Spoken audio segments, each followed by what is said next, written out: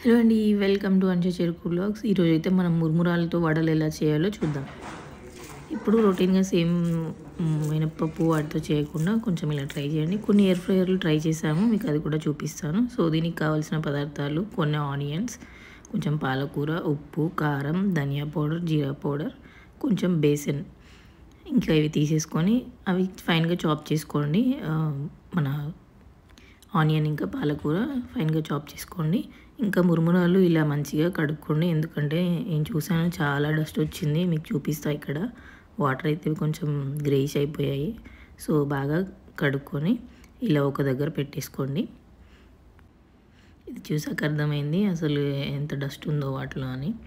ఇంకా మనం ముందుగా ఫైన్గా చాప్ చేసుకున్న ఆనియన్స్ తీసుకొని ఒక బౌల్లో వేసేసుకోండి. ఇంకా ముందుగా పాలకూర కూడా మనం తరుక్కున్నాం కదా, అది కూడా ఈ బౌల్లో వేసేసుకోండి.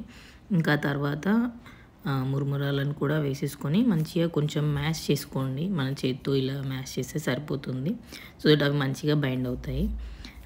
ఆ తర్వాత దానికి తగినంత ఉప్పు, కారం, ధనియా పౌడర్, జీరా పౌడర్, కొంచెం బేసిన్ వేసుకొని మంచిగా మిక్స్ చేసుకోండి. కొంచెం ఇలా మనకు వడ చేసేలాగా వచ్చేలాగా మంచిగా బైండ్ అవుతుంది. సో దానికి తగినంత బేసిన్ తీసుకోండి అలా బైండ్ అవ్వడానికి. చాలా బాగుండే వడలు.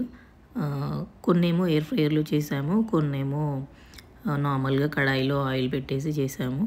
సో ఎయిర్ ఫ్రైయర్లో చేసినవి అయితే బాగున్నాయి, బట్ కొంచెం లోపల మెత్తగా ఉండే. ఆయిల్లో డీప్ ఫ్రై చేసినవి మంచి క్రిస్పీగా అయ్యాయి అన్నమాట. సో ఇంకా మీకు ఎలా నచ్చుతుందో అలా ట్రై చేసేయండి. ఇంక ఇలా బాగా మిక్స్ చేసుకోవాలండి మొత్తం మిక్చర్. సో మంచిగా బైండ్ అవ్వాలి, మనకి వడ చేతిలో చేసేలాగా రావాలన్నమాట. సో కొంచెం పచ్చిమిర్చి వేసుకున్నాము, కొంచెం మేము స్పైసీగా తింటాము, సో అక్కడక్కడ బాగా కొంచెం కారం తగులుతుందని చెప్పి అలా వేసామన్నమాట.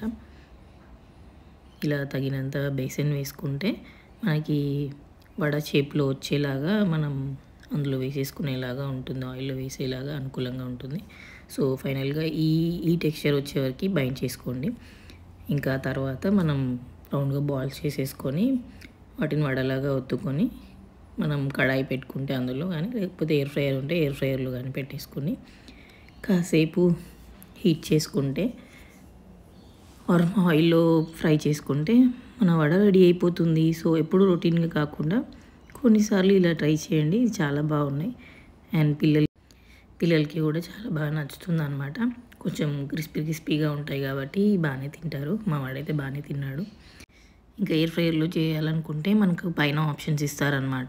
సో మనం ఫ్రై చేయడానికి ఎంత టెంపరేచర్ పెట్టాలి, ఎన్ని మినిట్స్ పెట్టాలి అని మనం అక్కడ చూసేసుకొని దాన్ని బట్టి పెట్టేసుకుంటే సరిపోతుంది. ఇంకా అలా పెట్టిన తర్వాత ఇలా ఫ్రై అయ్యాయన్నమాట. సో బాగున్నాయి, మీరు కూడా ట్రై చేయండి. నా వీడియో నచ్చితే please do like, share and subscribe to my channel. Thank you.